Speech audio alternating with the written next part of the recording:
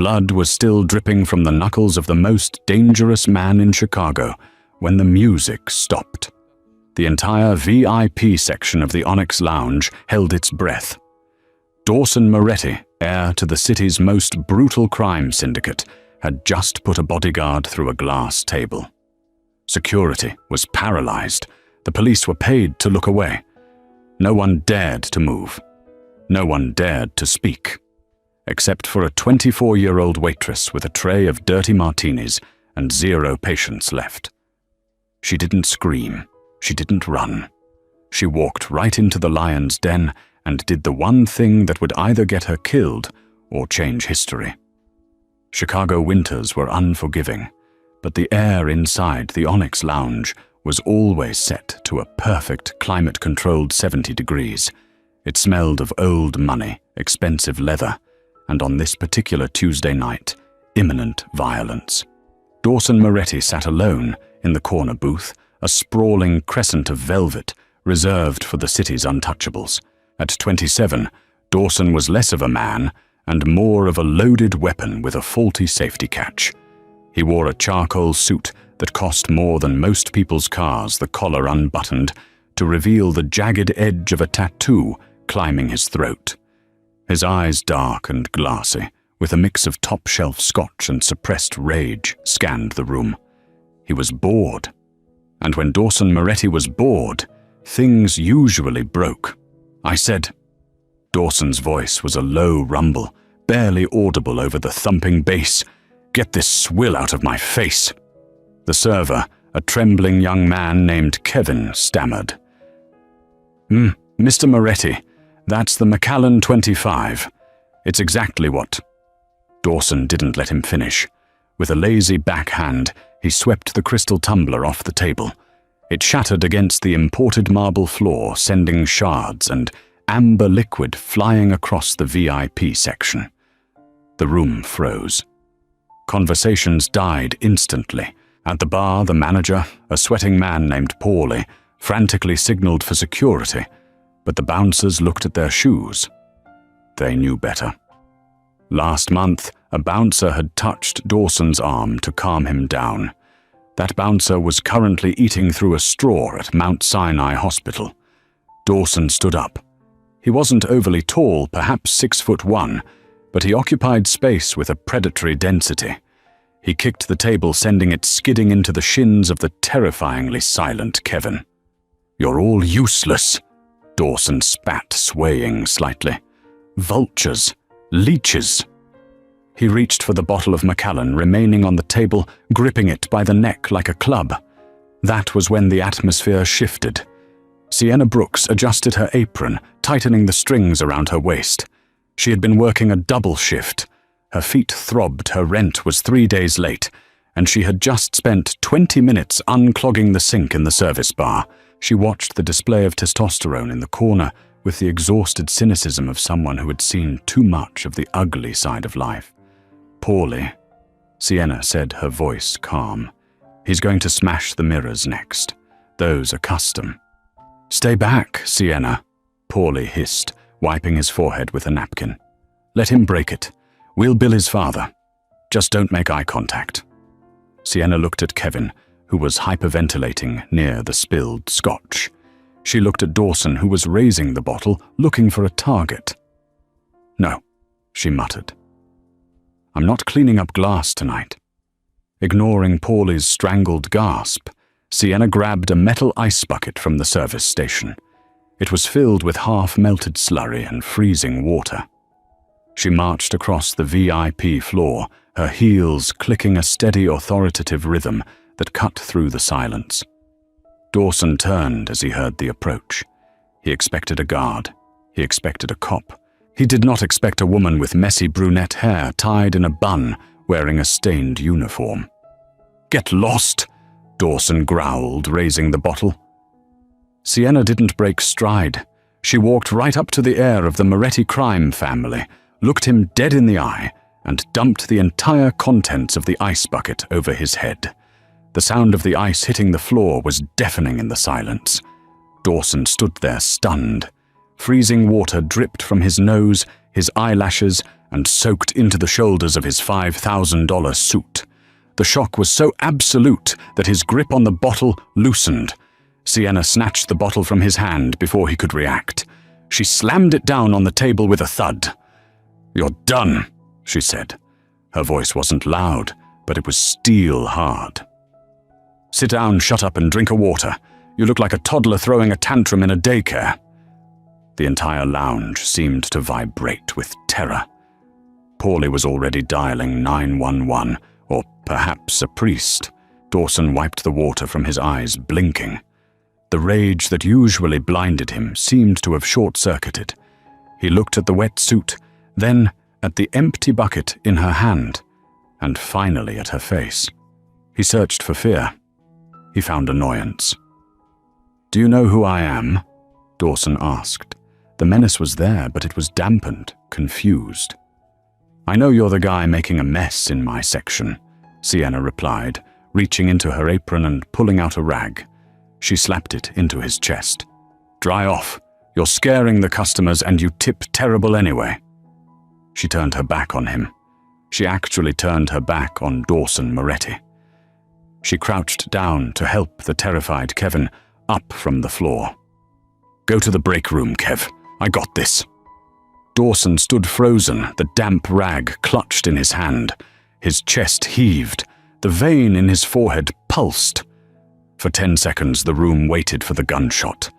Instead, Dawson exhaled, a long, shuddering breath. He dropped back onto the velvet sofa, defeated by sheer audacity. "Sparkling," Dawson grunted. Sienna paused and looked over her shoulder. "Tap!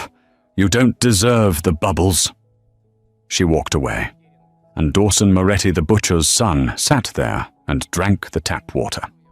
The consequences arrived 24 hours later. Sienna lived in a studio apartment in Pilsen that smelled perpetually of boiled cabbage from the neighbor downstairs. She was counting her tips on the chipped laminate counter, $42 and some change, when the knock came. It wasn't a polite knock. It was 3 heavy rhythmic thuds that shook the doorframe. Sienna froze.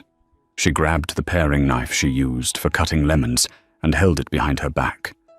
She moved to the peephole. Nothing but black fabric. She cracked the door, leaving the chain on. "I already told the landlord I'd have the rest by Friday." "Miss Brooks?" The voice was deep, gravelly, and professional. "Who's asking?" "Vittorio Moretti." Sienna felt her stomach drop through the floorboards. She knew the name. Everyone in Chicago knew the name. The butcher. The man who ran the unions, the docks, and the politicians. Dawson's father. "He's here to kill me," she thought. "I embarrassed his son, and now I'm going to disappear." "Open the door, Miss Brooks. If we wanted to hurt you, we wouldn't have knocked." Logic argued that he was right. Trembling slightly, she undid the chain and opened the door. 2 men in suits stood in the hallway. They were roughly the size of refrigerators. Between them stood an older man leaning on a cane with a silver handle shaped like a wolf's head. Vittorio Moretti was in his 60s, but he looked like he was carved out of granite. His eyes were sharp, intelligent, and currently scanning her shabby apartment with distinct judgment. "May I come in?" Vittorio asked. It wasn't really a question. Sienna stepped back, still gripping the paring knife behind her back. "It's a free country." Vittorio chuckled a dry, rasping sound. He limped into the room, his guard staying in the hall. He looked at the peeling wallpaper, the single mattress on the floor, and the pile of overdue bills on the table. "You have a unique way of bartending, Miss Brooks," Vittorio said, turning to face her. "My son came home wet. He hasn't been wet since he fell in a pool when he was 6. "He was out of line," Sienna said, her chin lifting defiantly. "He was going to hurt someone." "He hurts people every day," Vittorio said, matter-of-factly. "That is his nature.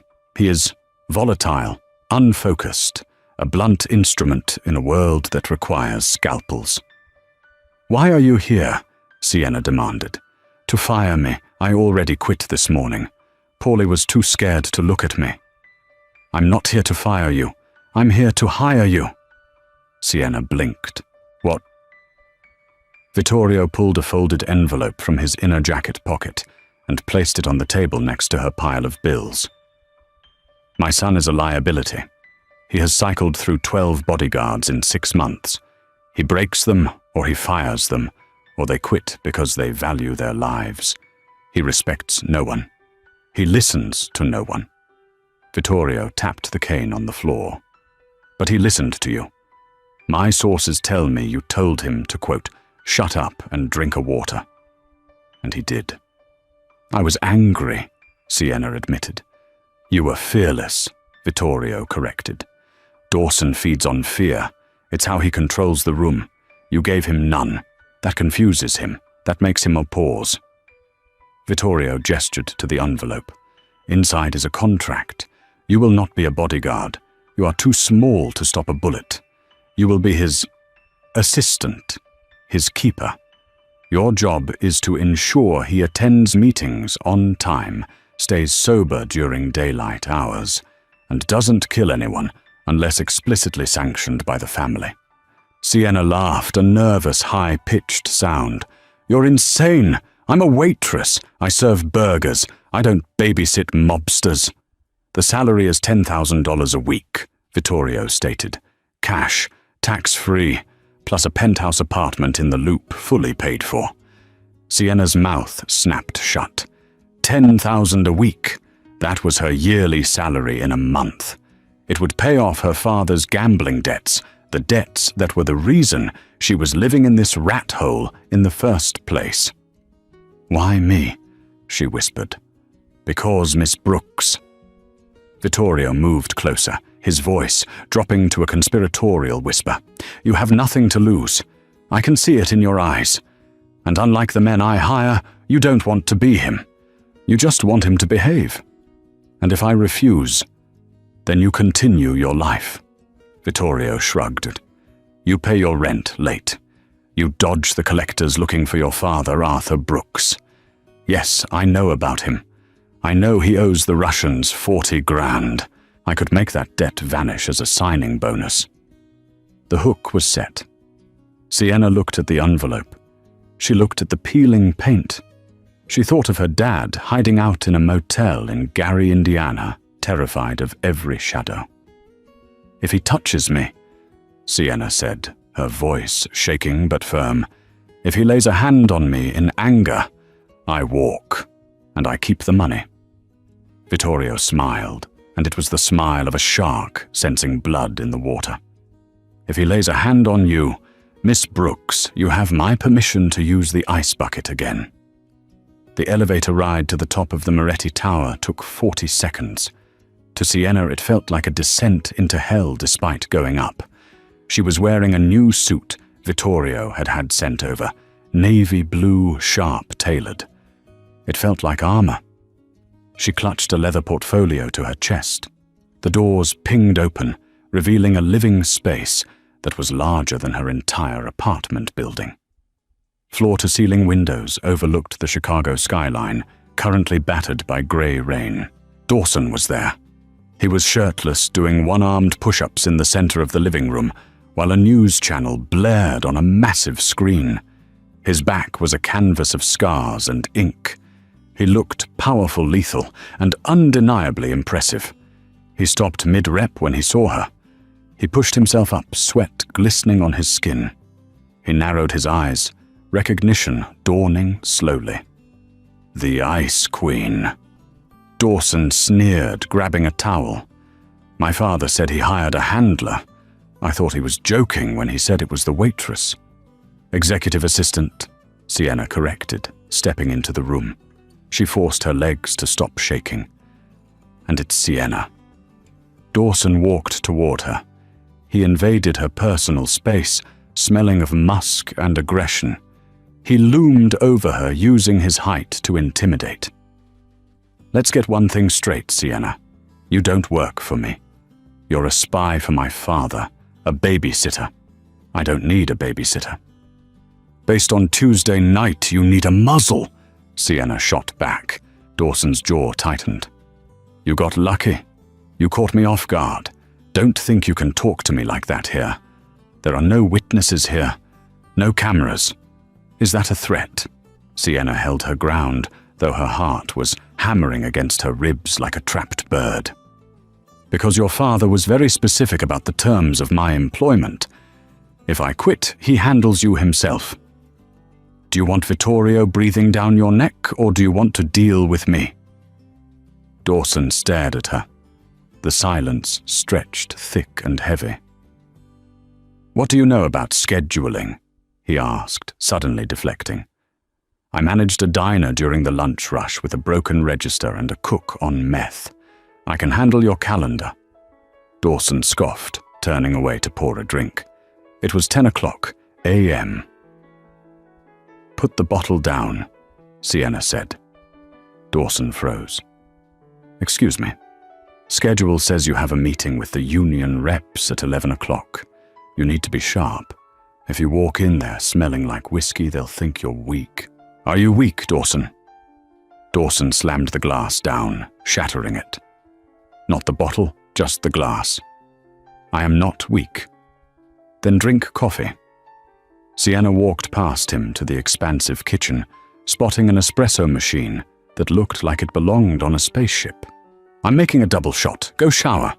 Put on the grey suit, not the black one. The black one makes you look like you're going to a funeral, and we want them to trust you, not fear you today. Dawson watched her. He looked at the shattered glass, then at her back as she fiddled with the machine. He was used to women who fawned over him or men who cowered. He was used to screaming and getting results. She was ordering him around like he was normal. You're annoying, Dawson grumbled, but he turned toward the hallway. I'm expensive, Sienna corrected without looking back. There's a difference. 5 minutes, Dawson, or I'm coming in there with the hose. He stopped. A corner of his mouth twitched. It wasn't a smile, not really, but it was the closest thing to amusement his face had shown in years. He disappeared into the bedroom. Sienna exhaled, gripping the granite countertop until her knuckles turned white. 1 hour down, she thought. Only the rest of my life to go. The first week was a war of attrition. Dawson tested her constantly. He'd change meeting times without telling her. He'd drive his Maserati at 120 miles per hour while she sat in the passenger seat, gripping the handle, refusing to scream. He'd leave guns on the coffee table just to see if she'd flinch. She didn't flinch. She locked the guns in the safe. She memorized his routes. She organized his chaotic life into a streamlined weapon. But it was on the second Friday that the dynamic shifted. They were leaving a high-stakes poker game at a private club in the West Loop. It was 2 a.m. The rain was torrential. As they walked toward the car, Sienna noticed something. The driver, a new guy named Marco, was sitting in the front seat. But the engine wasn't running, and Marco wasn't looking at his phone. He was staring straight ahead, his hands gripping the wheel at 10 and 2 rigid. Wait, Sienna said, grabbing Dawson's arm just as he reached for the door handle. What now? Dawson snapped, tired and irritable. I want to go home. Look at Marco, she whispered. He's sweating.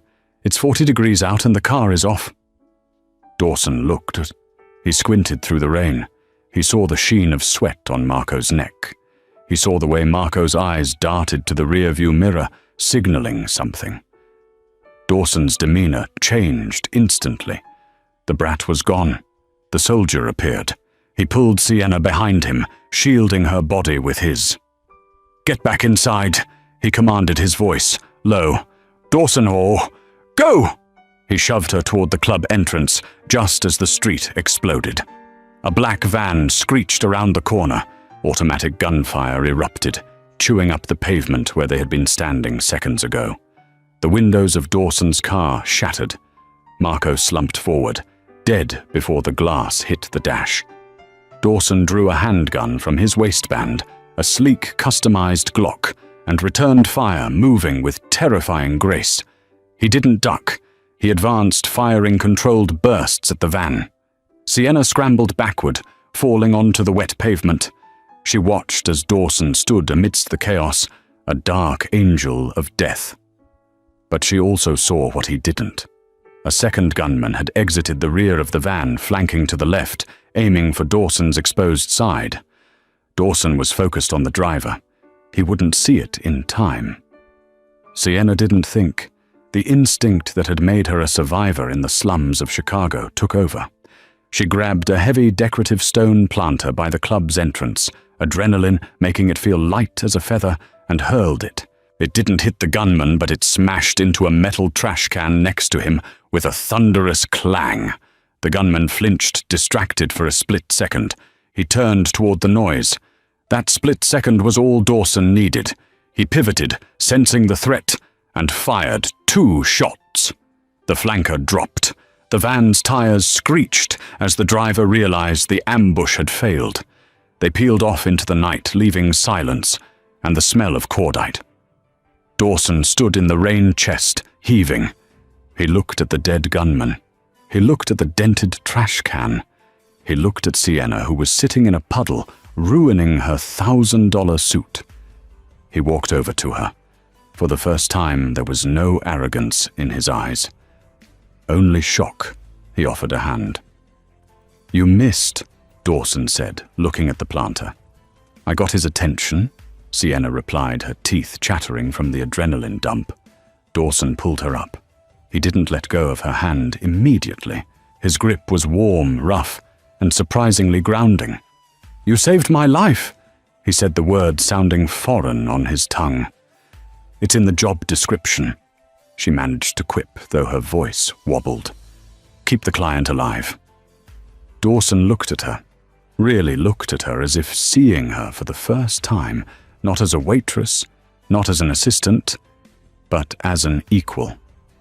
"Come on," he said, guiding her toward the safety of the club. "I need a drink. And you deserve the bubbles tonight." They didn't go back to the penthouse. The attack had been too precise, the timing too perfect. Someone knew the schedule, and only 3 people had access to that calendar: Dawson, Sienna, and Vittorio. Dawson drove the backup car, a nondescript sedan kept in the club's garage, through the labyrinth of Lower Wacker Drive.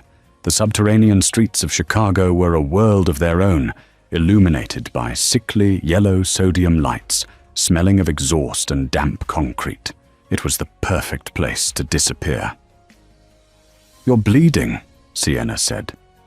She was watching the dark stain spreading on the sleeve of his shirt. A graze, likely, but it needed attention. "I've had worse." Dawson muttered, his eyes constantly checking the mirrors. "There's a safe house in Bucktown, an old safe house. No electronic locks, no internet. Nobody knows about it except me. Not even your father, especially not my father." The admission hung in the air, heavy and sharp.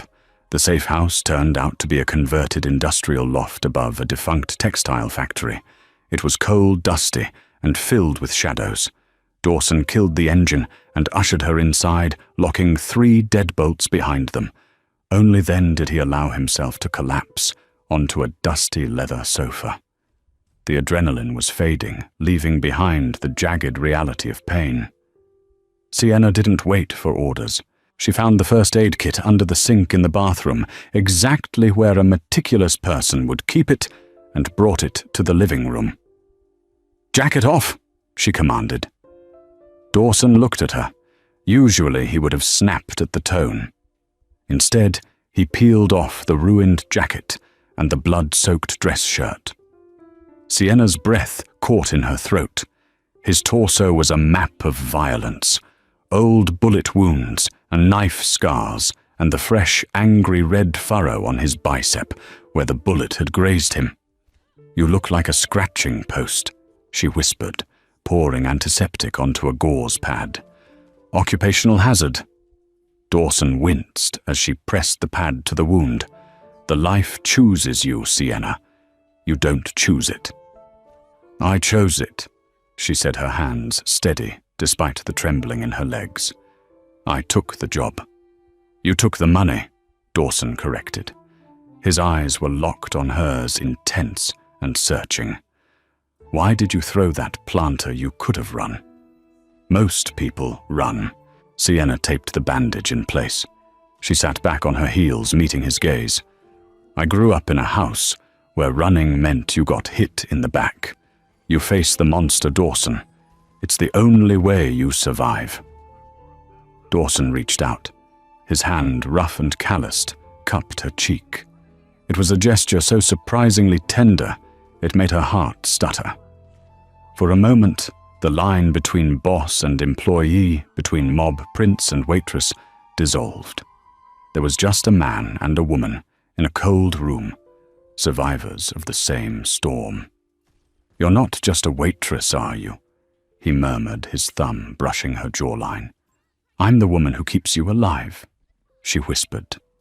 He leaned in. The air between them crackled, charged with the electricity of near-death intimacy. His lips were inches from hers. She could smell the rain, the gunpowder, and the distinct, expensive scent of him. Buzz. The burner phone in Dawson's pocket vibrated against his thigh, shattering the moment like glass. Dawson pulled back the mask of the boss, slamming back into place. He answered the phone, his voice dropping an octave into lethal coldness. Talk. I see. Dawson's eyes hardened. He looked at Sienna, but he wasn't seeing her anymore. He was calculating. Bring him to the warehouse. I want to know everything. He hung up and stood, the tender moment incinerated. We have to go.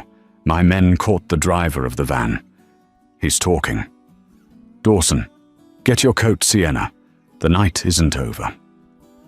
The warehouse was in the meatpacking district, a place that smelled of iron and old blood, even when it was empty. Tonight it was occupied by Dawson's enforcement squad, 6 men who looked like they chewed gravel for breakfast. In the center of the room, tied to a wooden chair, was a man Sienna didn't recognize. He was battered, his face, a swollen mask of regret. Vittorio Moretti was there too. The patriarch stood in the shadows, leaning on his wolf-head cane, watching the proceedings with the detachment of a reptile. Next to him stood Bennett, the family's consigliere. Bennett was a slick man with oiled hair and a smile that never reached his eyes. Sienna had never liked him. He looked like a lawyer who enjoyed the fine print of a death sentence. Dawson. Vittorio nodded as his son entered. You're late. I was busy not dying, Dawson retorted, walking toward the prisoner. Who is he? Name's Alexei, Bennett said, stepping forward.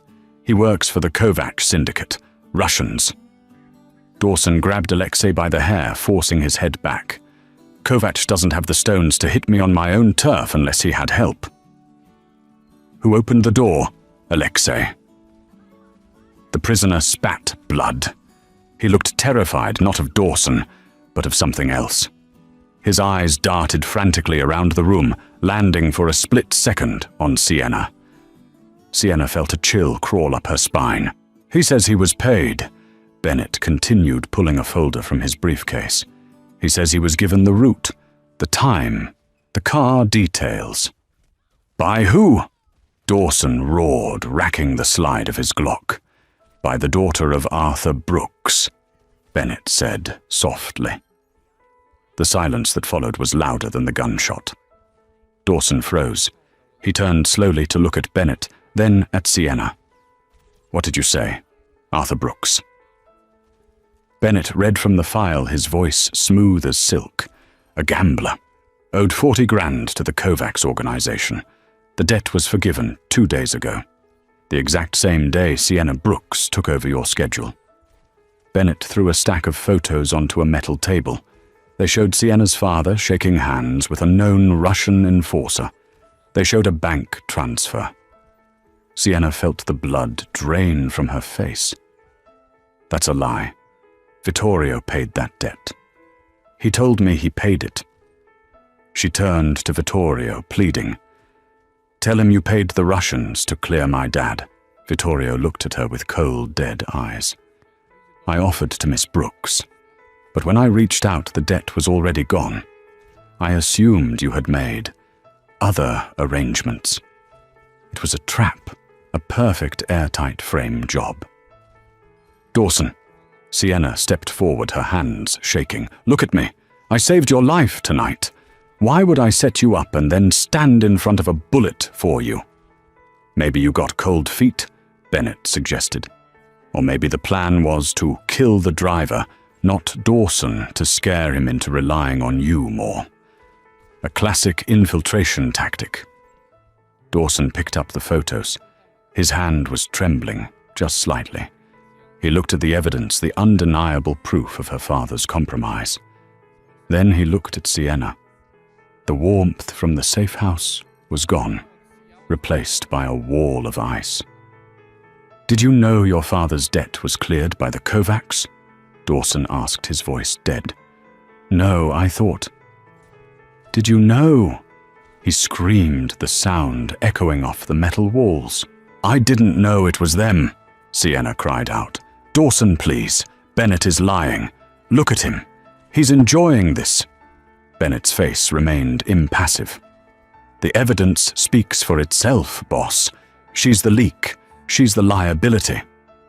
Dawson stared at her for a long, agonizing 10 seconds. He was weighing the logic against his gut.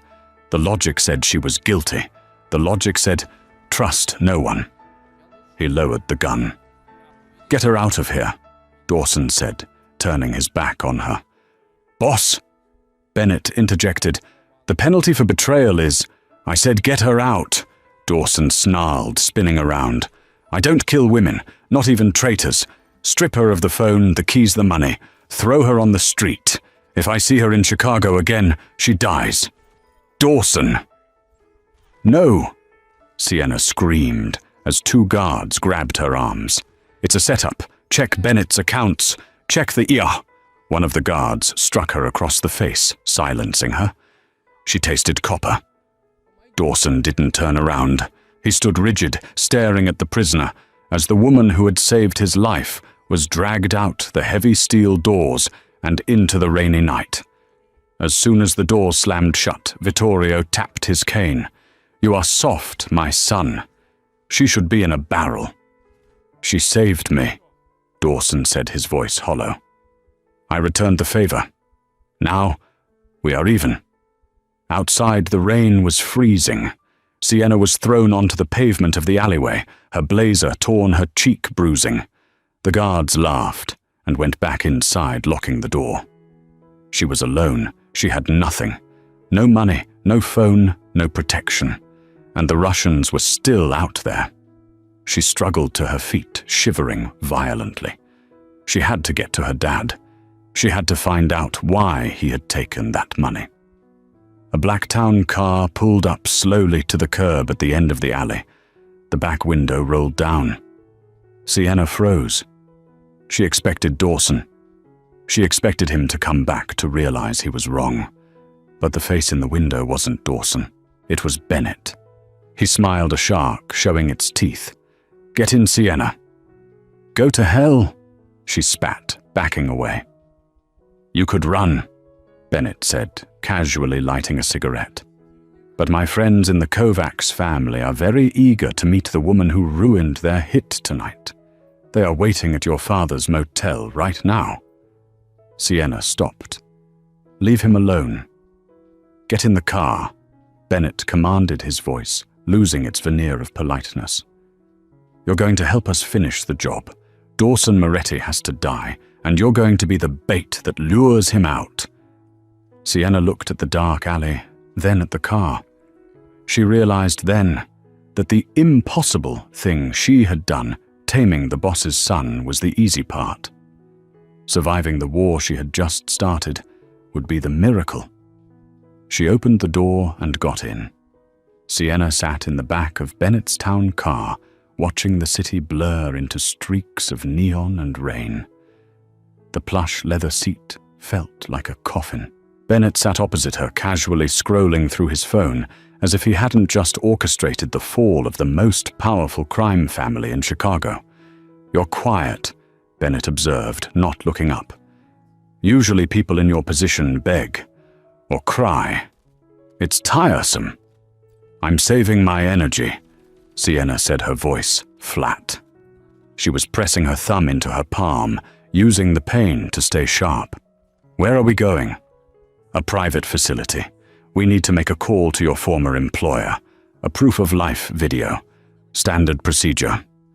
Sienna looked out the window. They were heading south toward the shipyards. Industrial wasteland. No cameras. No witnesses. "Why?" she asked. "Vittorio trusts you. Dawson trusted you. You're the consigliere. You have everything."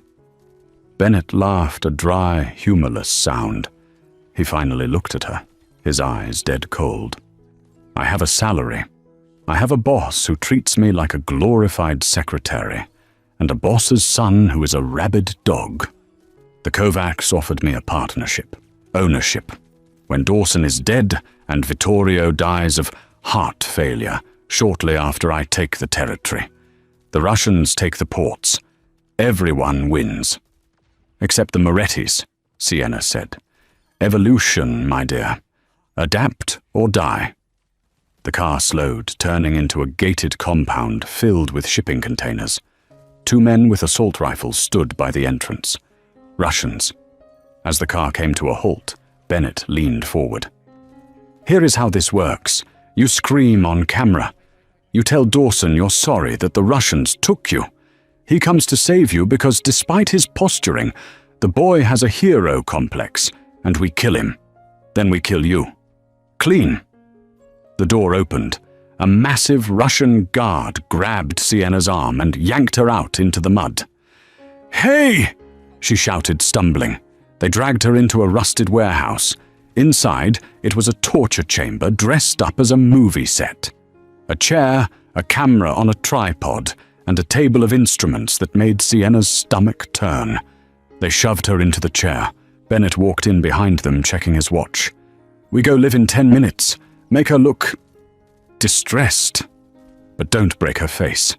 He needs to recognize her." One of the guards backhanded her. Sienna tasted blood again. Her head snapped back, dizzy. Think she told herself.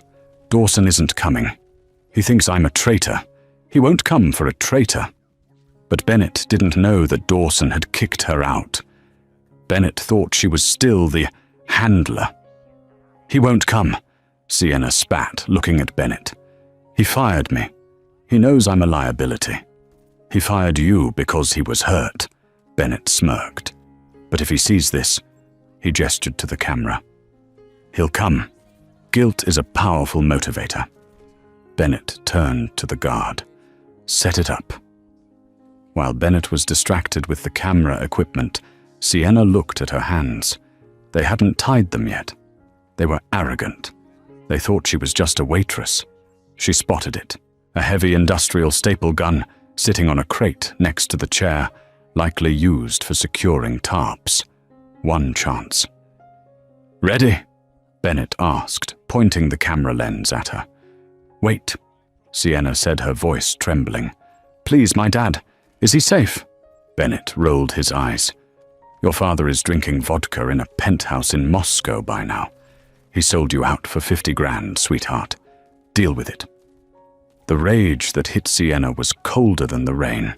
It wasn't hot. It was absolute zero. Her father hadn't just been in debt. He had sold her. "No one is coming to save me," she realized.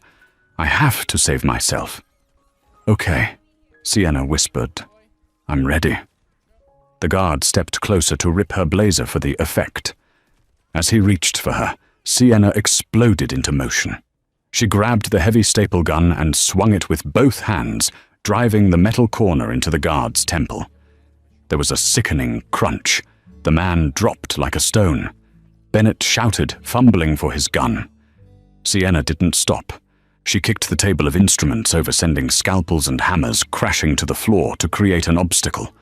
She dove behind a stack of pallets, just as Bennett fired. The bullet splintered the wood inches from her head. "Get her!" Bennett screamed. Sienna scrambled through the dark maze of the warehouse. She was small fast, and she knew how to navigate tight spaces from years of dodging grabby hands in crowded bars. She found a side door, locked. She heard heavy boots pounding on the concrete behind her. She looked up. A ventilation duct. It was 10 feet up. She climbed the shelving unit, her fingernails tearing against the metal. Gunshots echoed below her. She hauled herself onto the top shelf and kicked the grate open. She squeezed inside the vent, just as a spray of bullets pinged off the metal beneath her feet. She crawled. Dust and cobwebs filled her mouth. She could hear Bennett screaming orders below. She crawled until she saw a lighter grate leading to the roof. She pushed it open and scrambled out into the night air. She was on top of the warehouse. The rain was torrential now. She looked down, a 30-foot drop to a dumpster. Do it or die. She jumped. She landed in a pile of wet cardboard and trash. The impact knocked the wind out of her, and she felt something in her ankle pop, but she was alive. She rolled out of the dumpster, limping frantically toward the chain-link fence. She squeezed through a gap in the fence that a dog had dug out. She hit the pavement of the service road and ran. She ran until her lungs burned, until the warehouse was a speck behind her. She found a gas station 2 miles down the road. The attendant, a bored teenager, looked up as a soaking, wet, bruised woman in a torn suit burst in. "Phone," she gasped. "I need a phone." "Store policy says." Sienna grabbed him by the collar. "Give me the phone." The kid's eyes went wide. He handed her his cell. Sienna's fingers shook as she dialed. She didn't call the police. The police were on Bennett's payroll. She didn't call her dad. She dialed the one number she had memorized, the private line Dawson used for cleanups. It rang once, twice, 3 times. "Speak." Dawson's voice was a graveyard. "It's Bennett," Sienna rasped, sliding down the counter to the floor. "Bennett is the rat. He's with the Russians. He has a warehouse at the docks. Sector 4. Silence on the other end. "Sienna." Dawson's voice cracked. You're supposed to be gone." "He tried to kill me, Dawson. He admitted it. He sold me out. He set up the ambush. He wants your territory. Where are you?" The voice was no longer dead. It was the roar of a waking dragon. "Texaco on 45th. I escaped, but they're coming."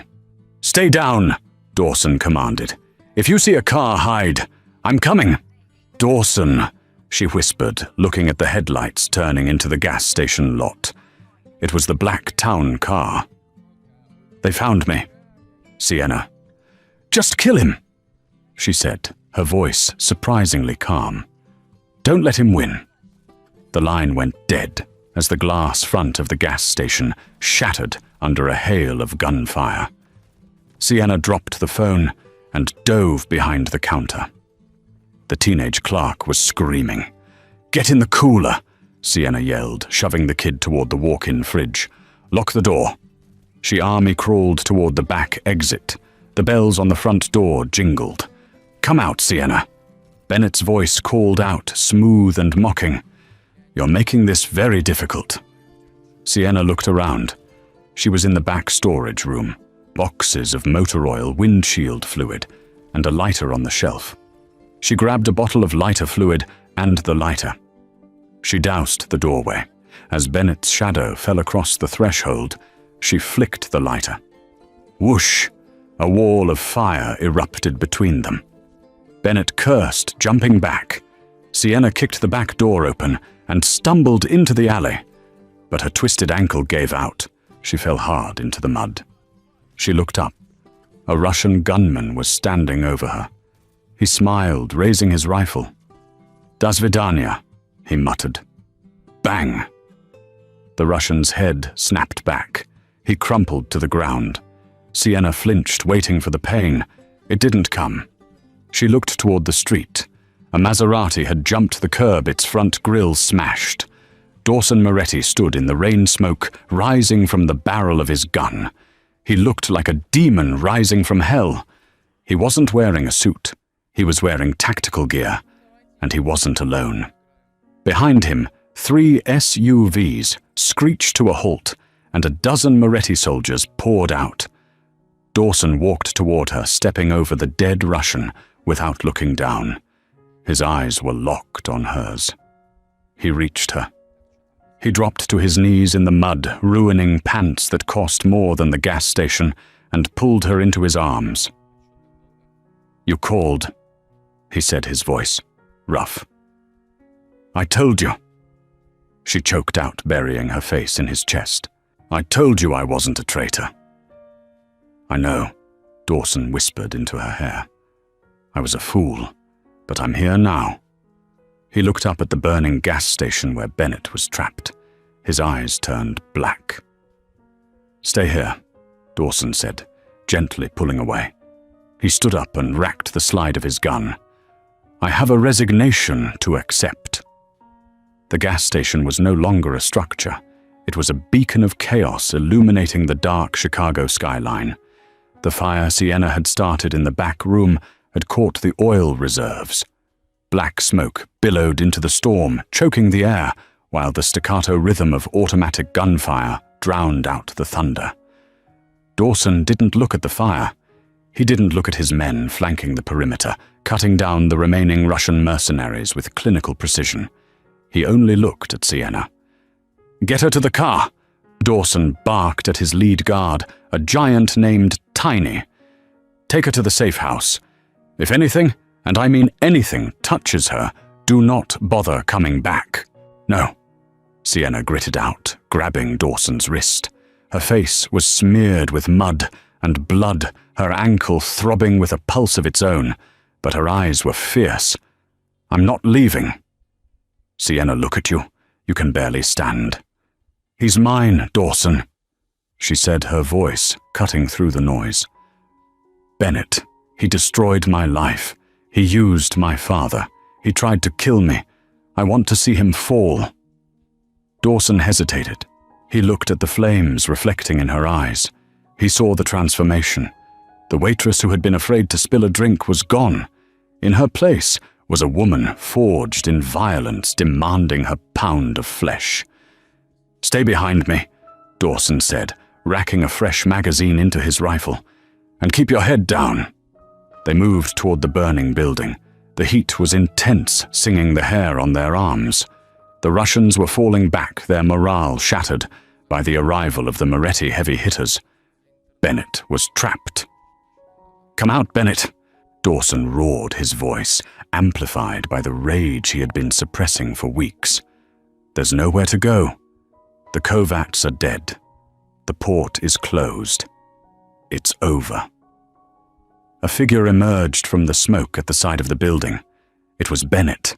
He was coughing, his expensive suit singed, holding a handkerchief to his mouth. He held a pistol in one hand, but he held it loosely, defeated. He looked at the ring of Moretti soldiers surrounding him. He looked at Dawson. And then he looked at Sienna. I should have checked the vent. Bennett wheezed, a twisted smile playing on his lips. "Sloppy. I got sloppy." "You got greedy," Dawson said, stepping forward. He lowered his rifle and drew his handgun. This needed to be personal. "Drop the piece, Bennett."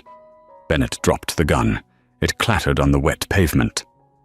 "You know how this goes, Dawson. I know where the bodies are buried. I know the accounts in the Caymans. You kill me. The feds get a package in the morning.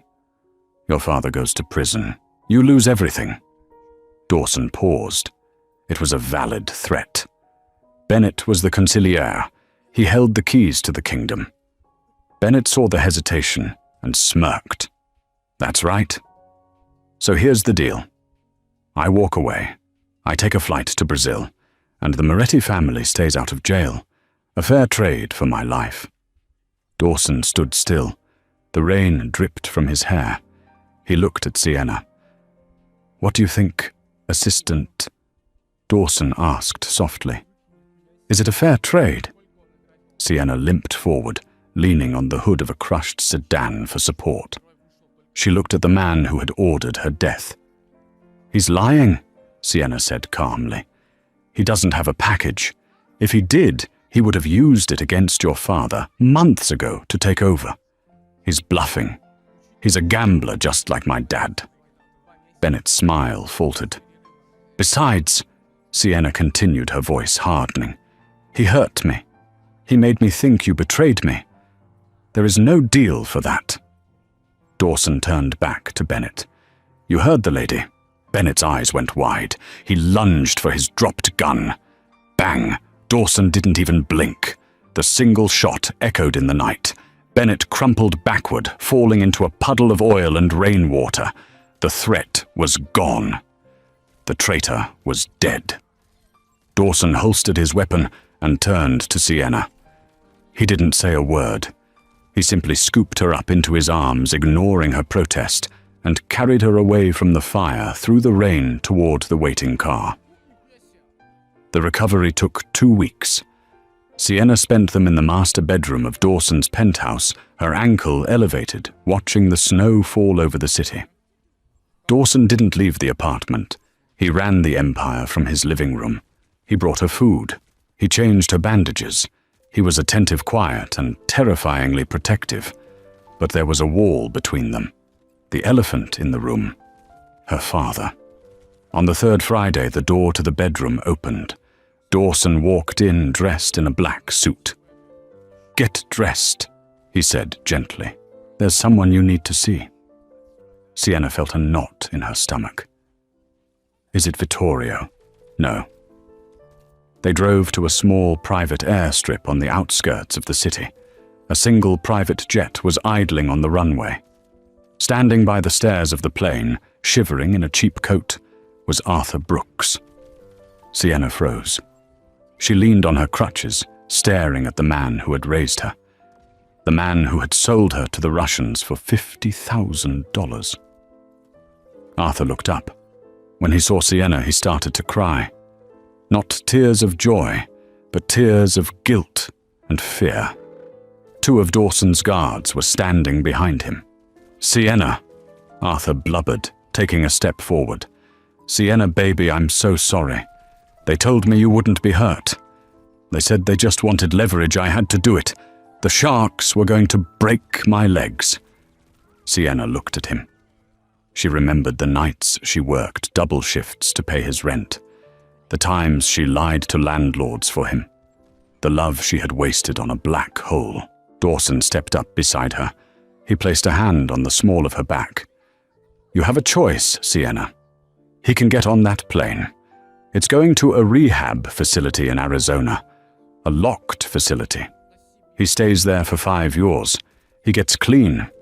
He never comes back to Chicago." Dawson paused, his voice dropping. "Or the plane leaves empty, and we leave him here, with me." The implication was clear. Dawson was offering to kill her father for her, to remove the source of her pain permanently. Arthur fell to his knees. "Sienna, please, I'm your dad." Sienna looked at Dawson. She saw the darkness in him, the willingness to become a monster for her sake. And she realized that she didn't want him to carry that sin for her. "Let him go," Sienna whispered. Dawson looked at her, searching her face. "Are you sure? He's dead to me already." Sienna said, her voice hollow. "Killing him won't change anything. Let him live with the shame, if he has any." She turned to Arthur. "Get on the plane, Dad. Don't call me. Don't write. If you ever set foot in Illinois again, I won't stop him next time." Arthur scrambled up the stairs, sobbing, fleeing the judgment of the daughter he had failed. The jet engines whined, and the plane taxied away. Sienna watched it go. She felt a weight lift off her shoulders, a weight she had been carrying since she was 16. She finally let out a breath she had been holding for years. "You're too good for this world, Sienna," Dawson murmured, wrapping his arms around her from behind, resting his chin on her shoulder.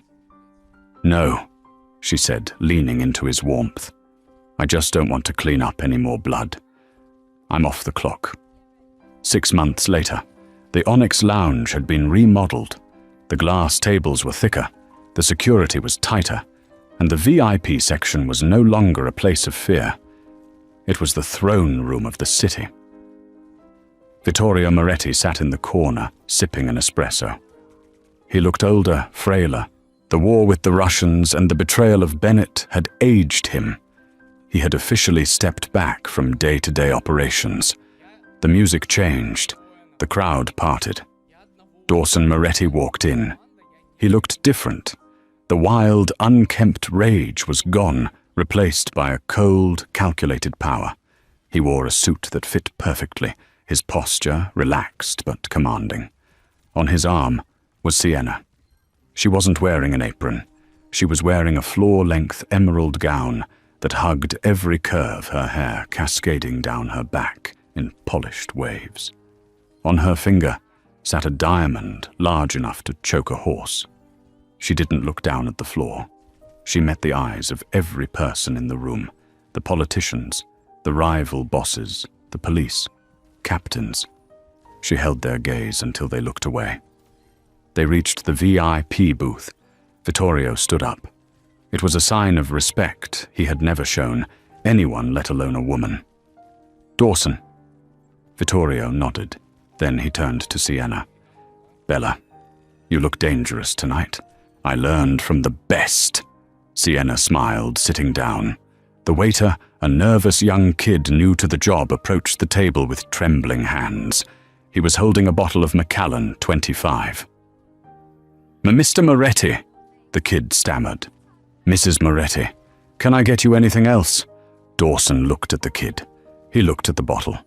He remembered the night he had tried to smash the place up, the night a waitress had dumped ice water on his head and saved his soul.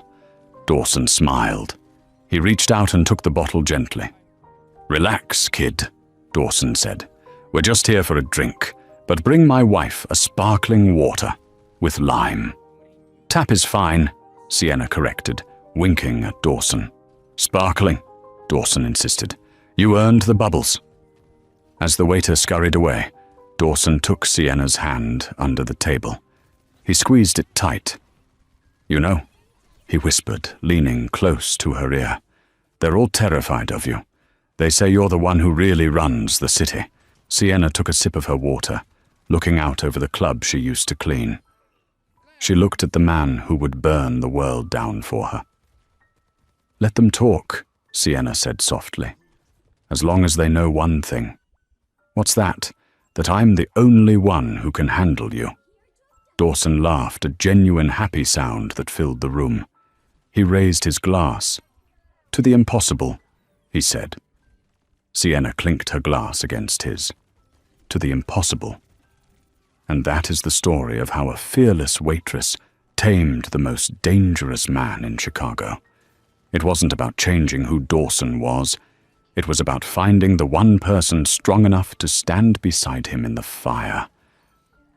Sienna Brooks didn't just survive the Mafia world. She conquered it not with a gun, but with a bucket of ice water and a backbone of steel. What do you think, if you were in Sienna's shoes, would you have forgiven her father, or would you have let Dawson handle it? Let me know in the comments below. I read every single one. If you enjoyed this story and want more intense romances with twists you won't see coming, please hit that like button. It really helps the channel.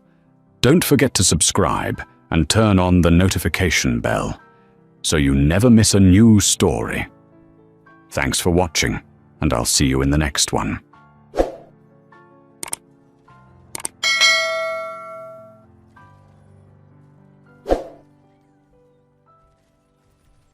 Красят яйца и пекут куличи.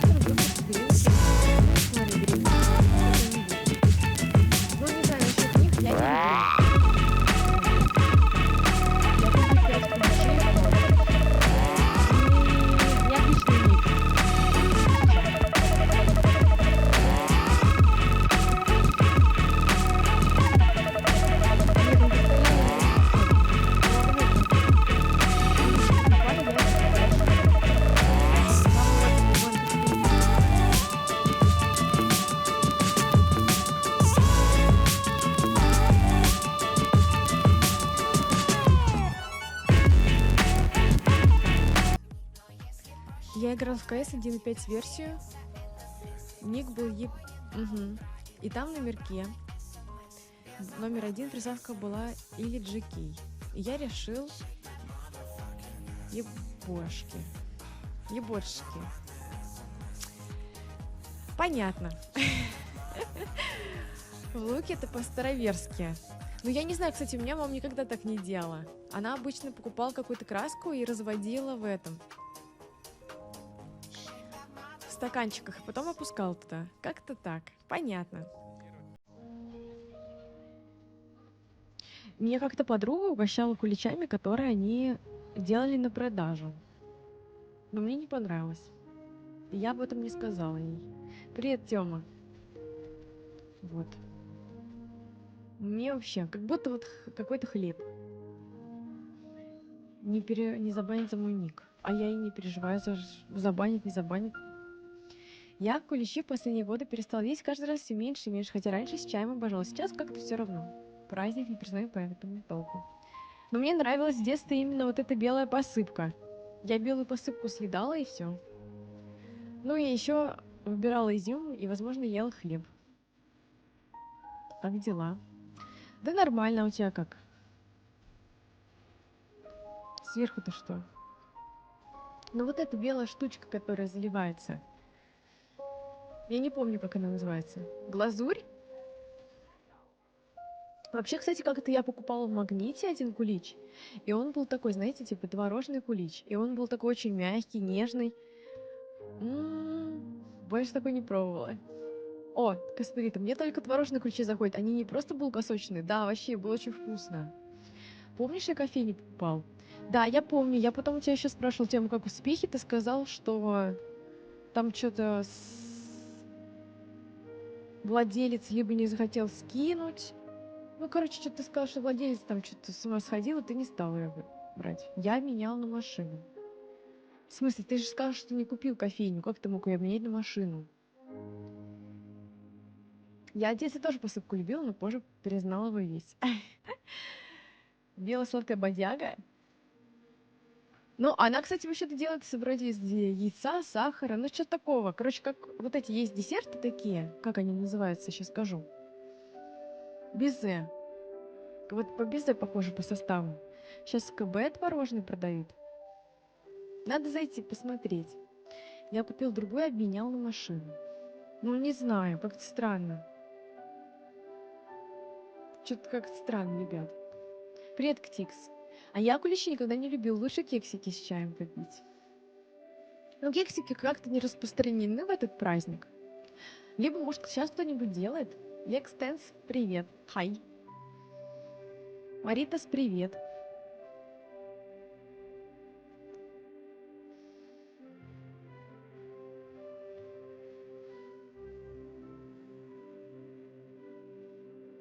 Как у вас дела? Что хорошего расскажете? Снова присоединишься. Лиза, привет. Ты умеешь блины печь? Да, вообще. Блины, блинчики, да, умею. Алиса. Лео лежит грустно и спит. Ну как, не спит, он смотрит, но мне её жалко. Я бы рядом с ним легла спать. Подслушивает. Сказал приятных снов. Привет, владыка. Всегда первый блин комом. Алиса, стоп. Миха, привет. Нет, расскажите что-нибудь хорошее. Ребят, хочу смеяться 5 минут. Расскажите анекдот. Хьюморос, привет. Как Лео поживает эту ночь, не наваливал контента? Наваливал, ребят. Как раз жаловалась, что наваливал, записала его сегодня к врачу на 15:10. Вот. Сейчас собака у меня голодная. Не, на самом деле позитивное то, что он такой, типа, ну, веселый, как бы активный живчик. Не то, что он грустит. Как бы это уже плюс. Нет, загадку не хочу. Вам нравятся турецкие песни? Турецкие песни, да. Турецкие песни топ.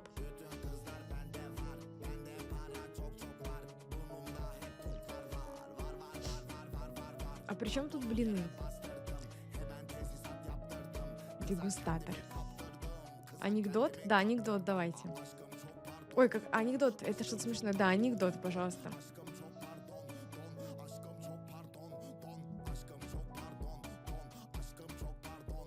А он тебя не хочет. Понятно, понятно, вот так и живем. Так и живем. Привет, Ридарк Дюк. А чё ты ВКонтакте зашел? Как там работа? Эджимис Энигма, привет. У меня на работе завал, поэтому хороших новостей нет. Единственное, что могу высказать, что ненавижу прокуратуру. Они у нас занимаются вообще не тем, чем должны. Интересно. Чем они должны заниматься и чем они не занимаются? Я тоже турчанка, решил проверить трансляцию, там играла турецкая песня. На прошлой трансляции ты имеешь в виду или экстенс? Или где? Все, собака устала и спит.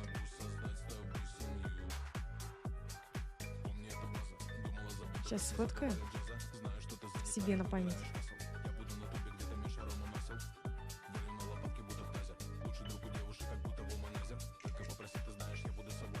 Да. В центре не робит Twitch. А, точно, точно. Работа третий день, и я начинаю скучать. Слишком все легко. Нет, ну если хорошая зарплата и все легко, надо вообще радоваться. Как тебе такой ретардик? Привет, Седжа. Сфоткала. Да, это я Лео сфоткала. У тебя тоже все фотоленты в телефоне в собаках и кошках? Угу. Да. Ну еще я улицу фоткаю. Там я в тот раз гуляла, и там были на кустике воробьи. Ну такой, знаете, может какая-нибудь сирень была. Вот я этих воробьев фоткала. Тоже завал дедлайн, но время попинать балду и покушать нахожу. Не, ну как без этого-то? Ладно, хоть не в счетчиках. Блин, вы мне напомнили, надо за квартиру заплатить. Нет, я, конечно, вчера помнила, но сегодня я уже забыла. Надо написать, что я приду. Я не понимаю, но мне весело. Плюс. ЗП норм скучновато. Нет, ну прикинь.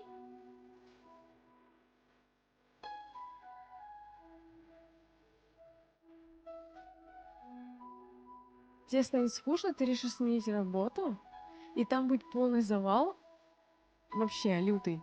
Но ты будешь получать так же. А так ты можешь может, ты чем-нибудь можешь изучать в этот момент, пока тебе скучно там.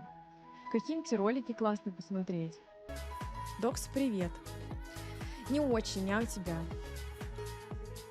Вчера сметанку купил и варенье подарили из крыжовника. Буду блинами объедаться. Вон, за блины заговорили. Лучше уж пусть на работе будет скучновато, чем завал. Но, может быть, потом появятся какие-нибудь клиенты, дадут шума.